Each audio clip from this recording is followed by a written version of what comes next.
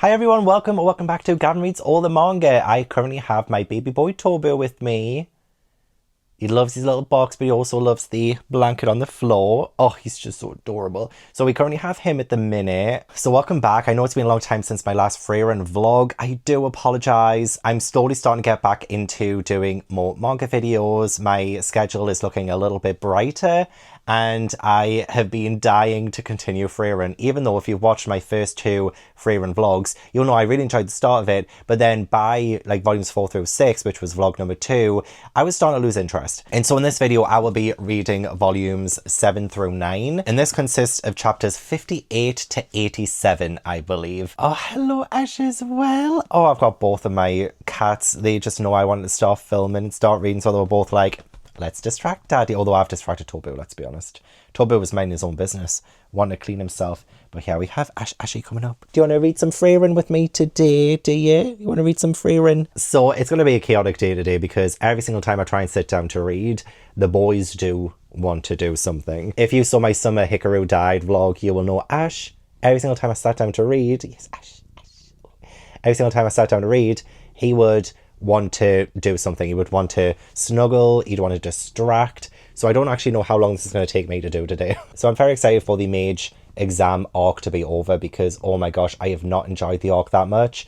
And I think there's only a few chapters left before the arc finishes. So I will be very excited to finish that and go into something new. The last thing I remember was that Fern was being asked to be someone's apprentice or something like that. I might actually quickly reread the last couple of chapters of volume 6 before starting this actually. And yeah, I think Frieren might have failed the exam, but I think Fern still has a chance. But the sooner we move on from this, the better, I say. So please do like the video if you enjoy. Subscribe if you haven't already. Grab yourself a hot drink if possible too. I have my Kingdom Hearts mug. At the minute, I would love to do the Kingdom Hearts manga soon as well, by the way. And let's hope that Frieren improves. Although I imagine I've got a lot of Frieren lovers at the minute telling me, Frieren's always been amazing. Like, how dare you say that? I apologize. I am just very hard to please sometimes. Oh, and I almost forgot to say as well, this vlog will be filled with spoilers. So if you have not yet read volumes 7 through 9, as I make my way through Frieren for the very first time, then please do read those volumes first and then come back. I also believe these volumes are after season 1 has finished. So I don't think the anime has covered any of the chapters I'm about to read.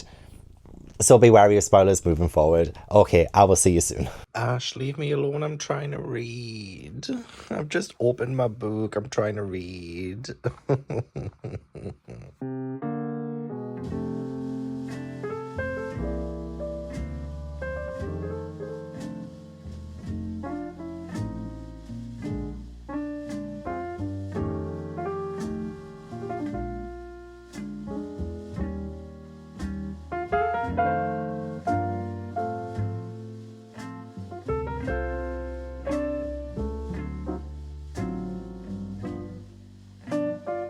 Still have Ash with me.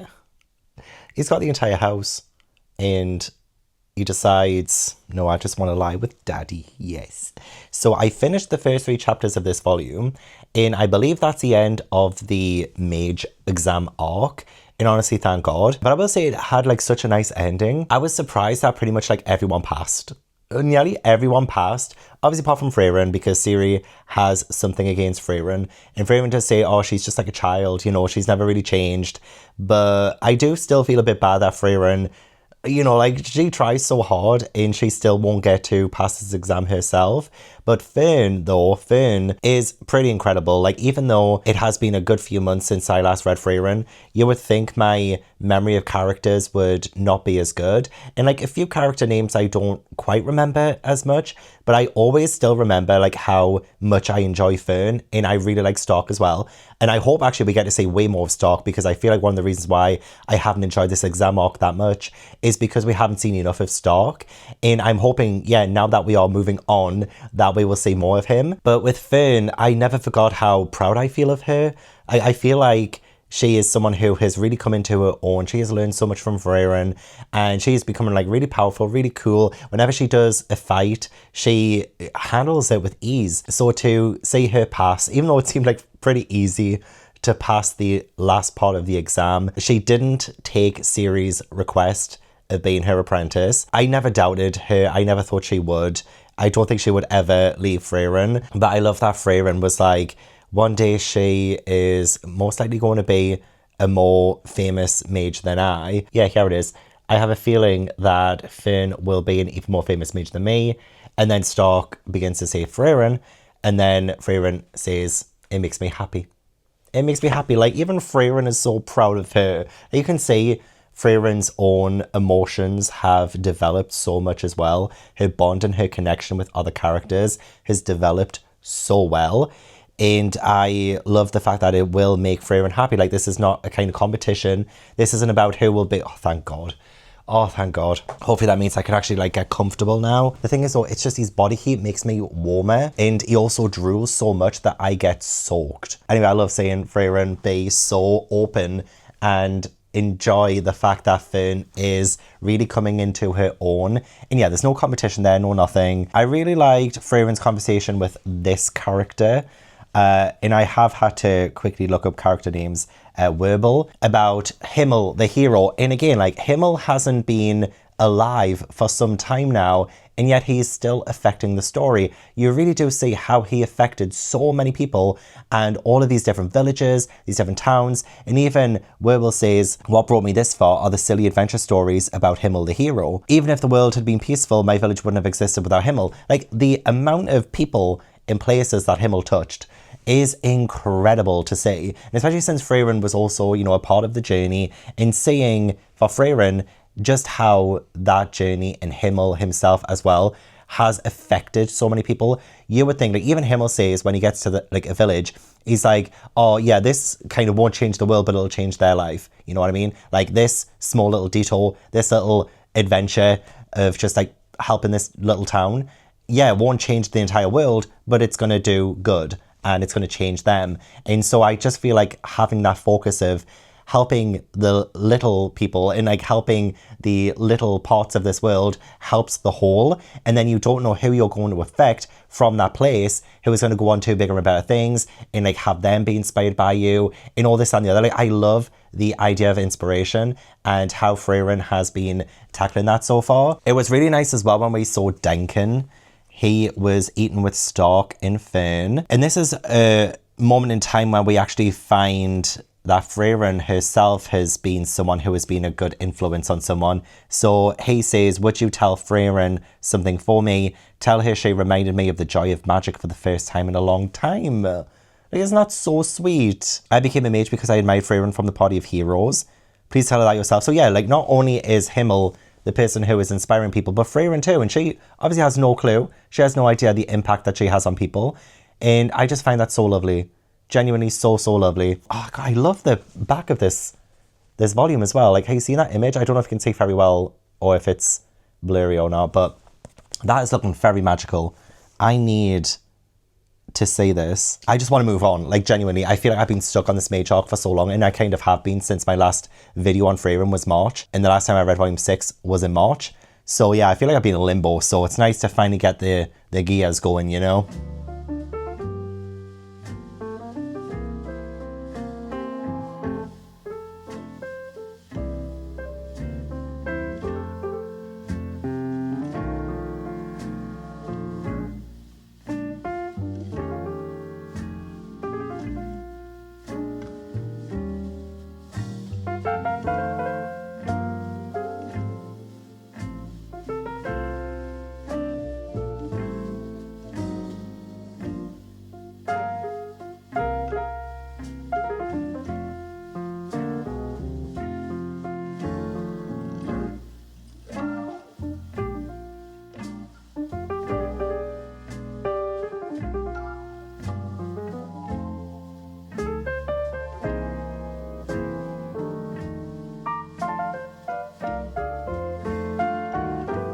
Well, we are so back.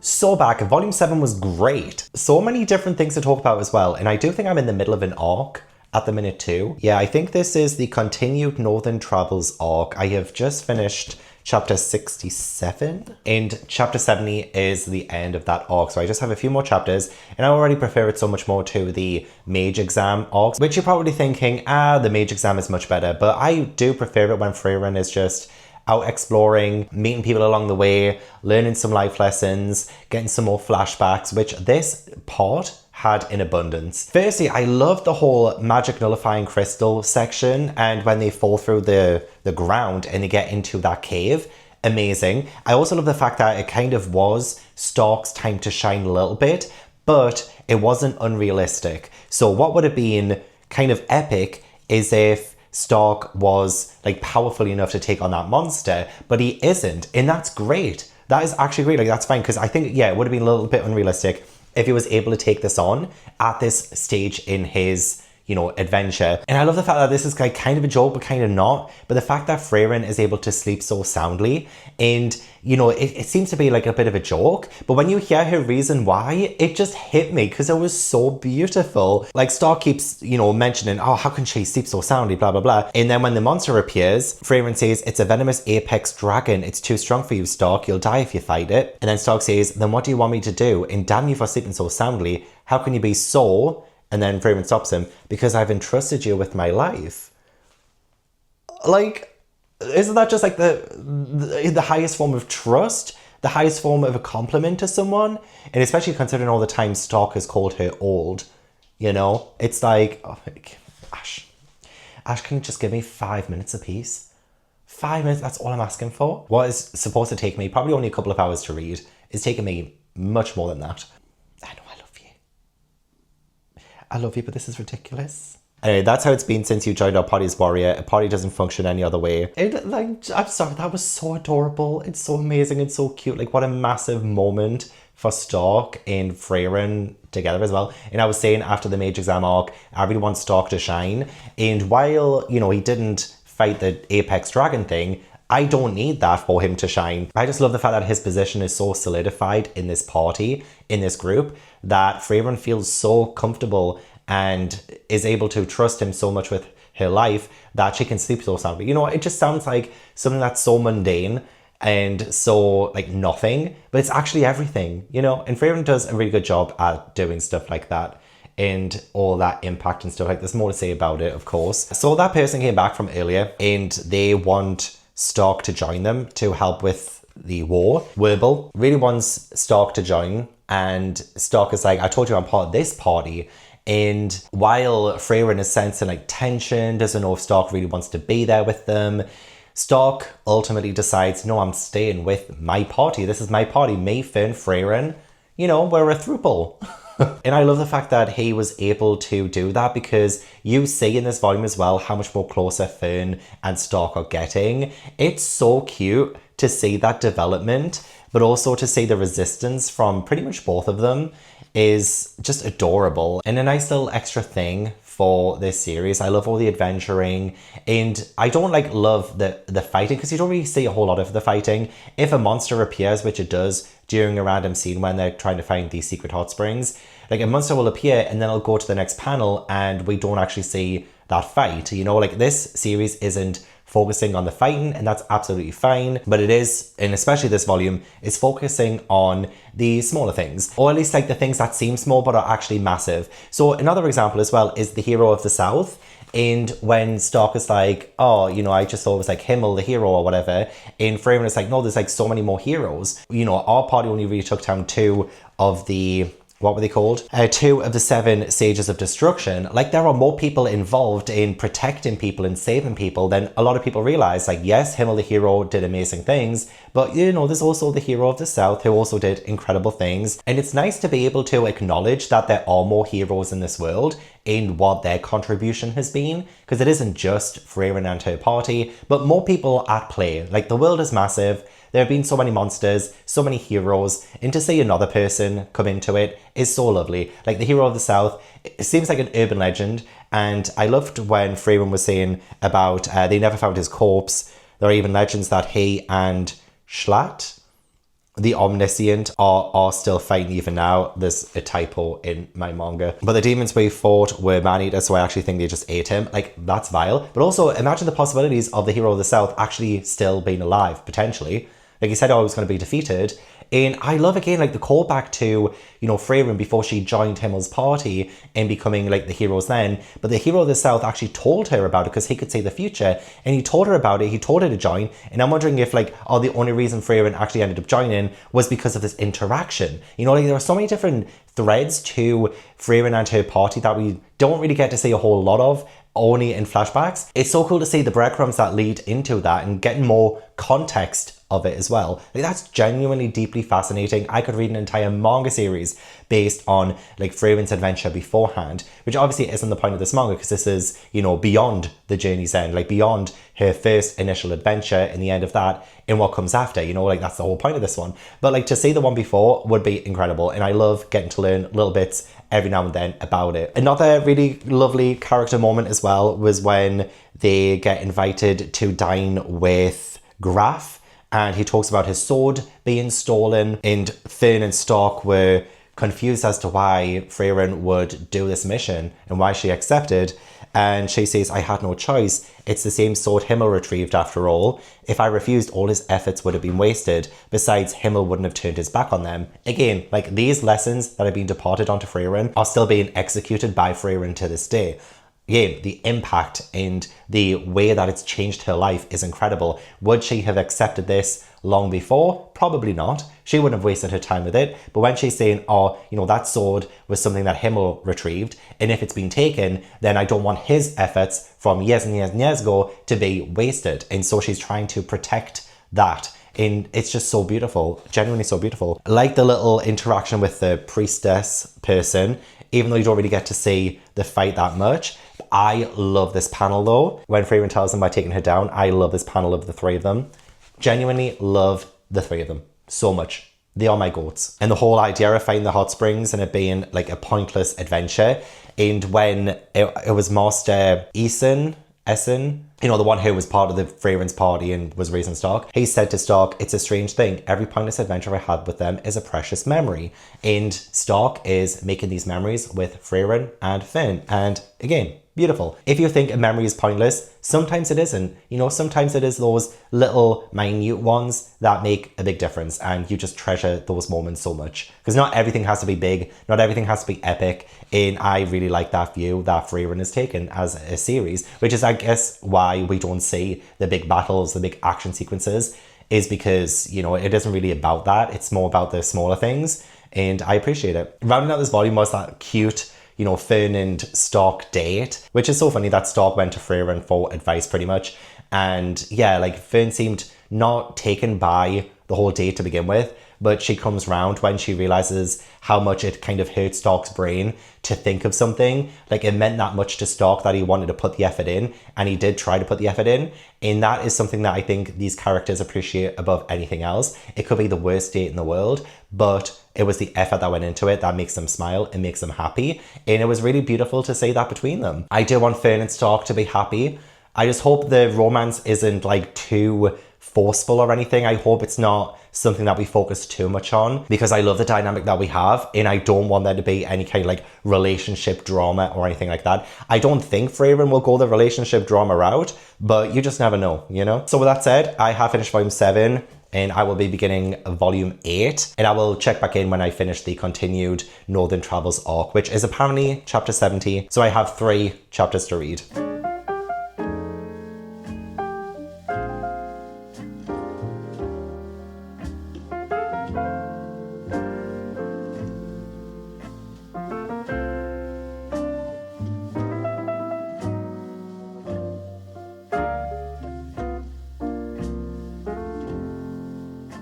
Okay, I finished the continued Northern Travels arc. It had a bit of an unspectacular kind of ending to it, which I wasn't, you know, surprised by. I did like the fact that we came across this guy called Fass, and he has been looking for the last 80 years to impenetrate this door that Frieren can help with. And this is someone who Frieren has previously come across. And this guy is like after some like really ancient booze, and Frieren knows for a fact that that booze tastes like shit.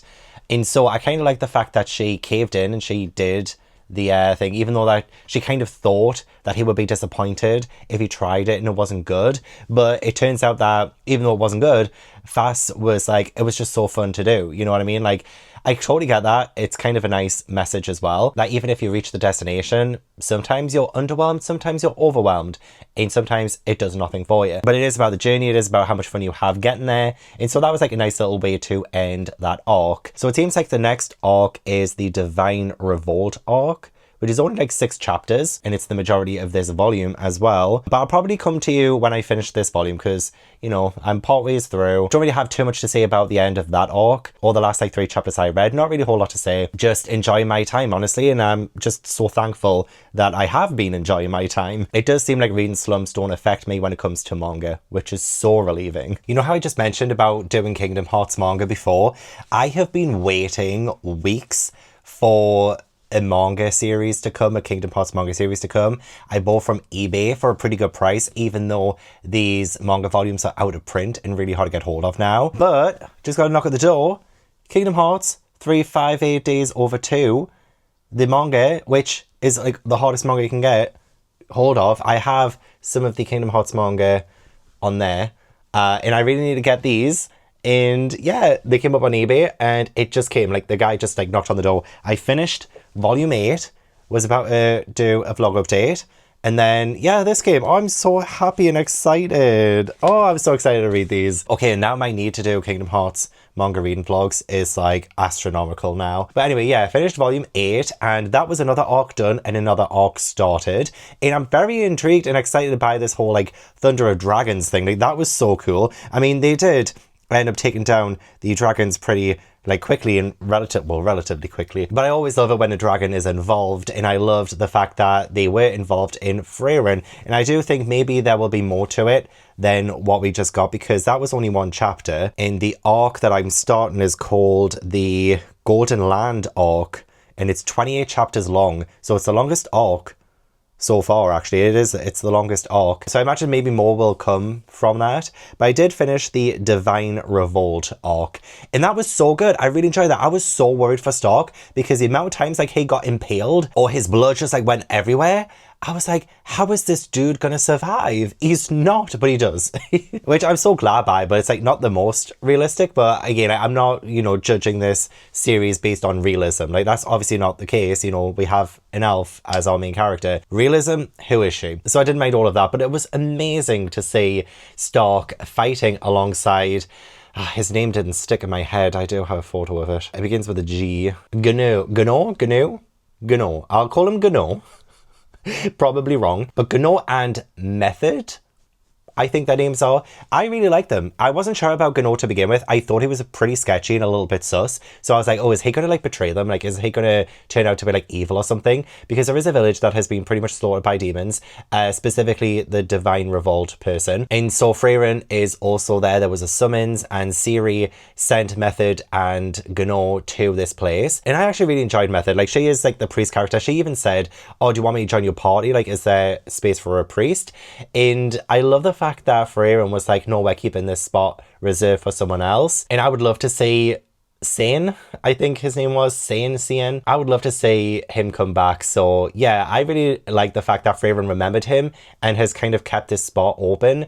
So that'll be amazing to hopefully have that return, because we haven't really had a new party member in such a long time. So I am wondering if we will get someone new join them anytime soon. But I really liked Method with Frieren. I loved it when Method was like, can I pat your head? And Frieren was like, no. And then Method is like, but I have a grimoire in Frieren. Frieren is a slut for grimoires. Seriously, like, there is nothing that she won't do for a grimoire. And I freaking love that, though. It's the same for me. Like, if someone is like, oh, can you do this for me? I'll go, no. They'll be like, oh, but I'll give you a book or something like that. I'll be like, okay. It doesn't matter what it is. I will sell my body to you for a damn good book. And I love the fact that Frieren was okay with that. Like, can I pat your head? And she's like, okay. And then she's like hugging her as well. Like, that was so funny. I love that. Love the fight with Stark, Gano, and the Divine Revolt. That fight was epic. Loved it when it looked like Gano was bested by a child, but Gano was 2 steps ahead of the game and was not really tricked or bamboozled. They had a slight hiccup in their tactics because they kind of allowed a child to get them off guard for just a second. And while Gano's previous like work partner who died protected a child, that lesson was something that he's kind of trying to remember so that he doesn't get blindsided himself. And he's saying like he's not a good person, and even Siri is like, keep that hardness, like don't go soft and stuff, and you'll survive and stuff. Because yeah, I mean, I guess sometimes if people are a little bit too soft, they could end up getting themselves killed. You've just got to have a good head on your shoulders, essentially. And I loved Gano and Stark's kind of chemistry there. I thought that was really good. So much that Stark would question Gano over, and he would have something to say, and it seemed like such a good learning moment for Stark, so loved that. Another part I really loved as well was that 77th chapter, which is the very start of the next arc. I love the fact that, you know, Frieren, she's like, no, I don't want to defeat these dragons for this village because, you know, like there's no kind of reward or anything. And the guy there is like, oh, we do have a grimoire, but it's kind of useless. But even then, Frieren is like, okay, yeah, I'll do it because of that. And when Stark and Finn question her about that, because they are confused by why she would accept, and they also realize that every single time she does something, it's for a reward. And it's again something she learns from Himmel, in that Himmel always asks for, you know, something in return whenever he would do something, and that would be so that he doesn't just do it and the people who he helps would feel like they owed him. But if they give him something, no matter how meaningless it seems, if they give him something, then they will never have to owe him, and he doesn't want anyone to feel like he owed him. So it seems to be the same way with Frieren. So when she accepts this random ass grimoire, she will accept it because then that means they won't owe her. And I love that. That's so good. And Himmel says, what we seek is to help people, not words of appreciation. If you end up putting them in debt, you aren't truly helping them. So yeah, I kind of love that take. So that whole Divine Revolt arc was only 6 chapters, very, very short, but I really enjoyed it. I thought it was better than the Mage Exam arc. Okay, shoot me. Probably controversial take, but I just have a preference, okay? But yeah, lots of exciting stuff this volume. Again, like the volumes are just getting better and better. Really enjoyed volume 7, love volume 8. I'm hoping we continue this trajectory with volume 9, and it's absolutely okay if we do slow down now. I do feel like we've had quite a lot of excitement that I'm absolutely fine with, you know, things slowing down and us taking our time. And if I go in expecting that, at least we won't have a repeat of like volume 5 and 6 where I was like really starting to feel myself lose interest. My interest could not be higher.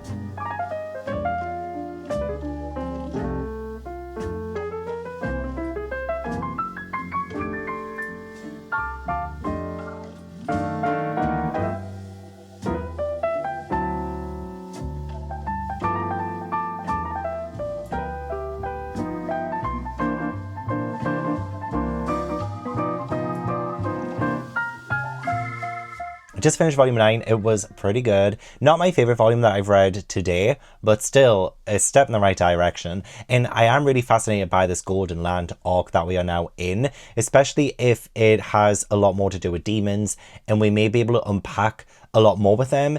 But firstly though, I was really liking the almost episodic format of this to begin with. We go to Lake Corridor and I loved the imagery of that. I loved seeing all of the rain. That was pretty awesome. And also finding Himmel's kind of diary, like memoir thing was very, very touching, especially when you see Frieren's reaction to it, because she seemed a little sad. And the guy who brought them over, his reward was going to be, oh, can I have the memoir? But as soon as he sees the sadness on Frieren's face, he's like, oh, you're the elf who accompanied him, aren't you? And she's like, how can you tell? And he's like, the sadness in your face right now. Like, it's very obvious. So yeah, that was like really sweet. We also meet Gavin, who was building a bridge for such a long time, also came across Frieren at one point in the journey, and Himmel in all of those, and he finally got his bridge finished, which is pretty awesome. I love how much expansion there is to this world and the characters and the people who they've met. It honestly feels like a large world, but like such a small world when you think about like how many times Frieren has come across someone who she knows, you know? Like it's a large world, but a small world at the same time. And I thought this volume would continuously be episodic, especially since after that we get the mineral kind of little chapter where Frieren is helping someone to defeat monsters so that they can, like, well, it seemed like they would mine the mineral, but the guy who they end up helping is like, I just want to preserve it, like put a barrier around it and preserve it because it's so beautiful. And I love that. It kind of stops people from taking the resources that the earth provides and is trying to protect that beauty. That was like such a small moment, but really, really lovely as well. So then we get to Denken again, who we saw earlier. And yeah, this is when the whole Golden Land arc really takes place, and so much of this volume is dedicated to this. As you can see, like from the black lines on the volume. These are flashbacks. Denkin tells a story of like the barrier of the demon inside. Someone called Macht, or I might be saying it so wrong, M-A-C-H-T, Macht. I can't imagine a demon being called Matt, but maybe it is. Should I just call him Mac? I'll call him Mac. So Mac, which is actually kind of weird because I have an uncle called Mac. Anyway, Frieren reveals that Mac is one of the very few demons who she's never been able to beat, or like one of the 11. Sorry, no, Mac is one of 11 mages who have defeated me. So yeah, Mac has defeated her before. And upon this request of going into the Golden Land and, you know, stopping him and destroying him, so hopefully the Golden Land will be restored, Frieren is like, no, I'm not going to do it. Like, I can't do it because I can't defeat him. I still can't defeat him. I know I can't defeat him. But then they have a conversation, and this is when it gets like so interesting. And one of the reasons why I do think this arc will unfold pretty nicely is more towards the end when they're asking each other questions and it doesn't seem like they can really understand one another. And it seems like, because Mac wants to coexist with humans, but Freeman's like, okay, but you like kill everyone, you kill all the humans, like why would you want to coexist with them? And yeah, there is like another flashback at the end where Mac annihilated another human village, and he comes to realize, that's when a question popped into my head. I realized that I knew these words but didn't understand the feelings. I understood fear, I understood rage and sorrow, I understood that too. But what is malice? What is guilt?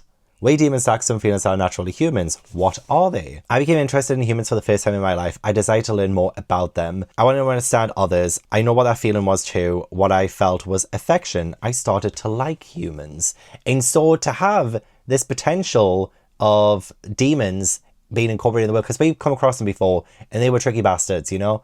Like they seemed like they were manipulating through human kindness and language. Like they were using human language, but they were using it to their own advantage to kill humans, you know? So to have someone who says that they like humans and that they want to understand them and coexist with them, like that is interesting. I'm very intrigued to find out what will happen with that, because it does seem like this is genuine. It's very hard to trust a demon with the track record that they've had in the series, but I kind of believe that they do want to understand humans and feel what humans feel.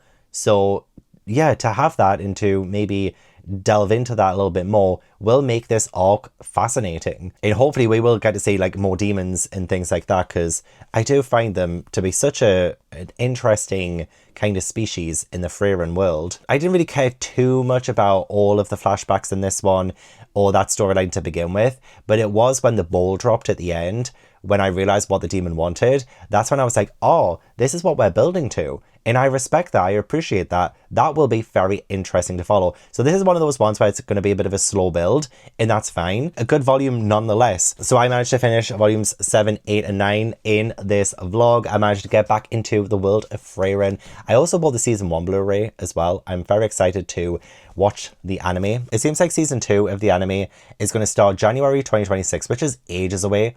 At the minute, it's July 2025.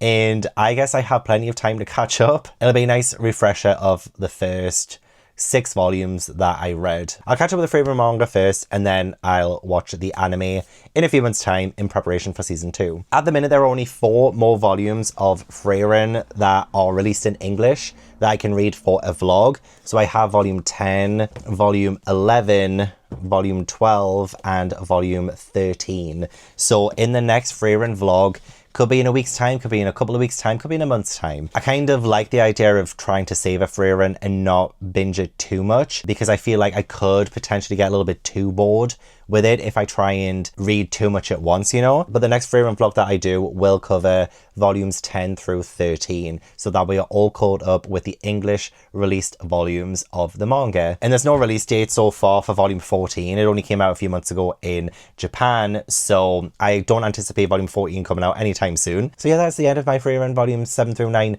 adventure. Thank you so much for watching. I really appreciate it. Don't forget to leave this video a like if you enjoyed, and subscribe if you haven't already. And leave all the comments down below. Let me know what you thought of volume 7 through 9 of Frieren yourself. Let me know what you thought of the arcs. Try not to spoil anything for the future, please. That would be amazing. And yeah, hopefully I will see you in the next video. Bye.